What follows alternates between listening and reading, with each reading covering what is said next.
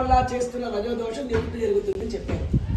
ఈ మాట విన్న ఆ యొక్క రాజు వచ్చి తన కుమార్తె చేత ఈ యొక్క సహస్ర కమలవంతి వ్రతాన్ని చేయించారు.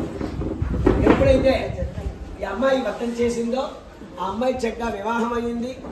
వివాహం అయిన తర్వాత కూడా సౌభాగ్యవతిగా ఉంది, వైధవ్యం లేకుండా ఉంది.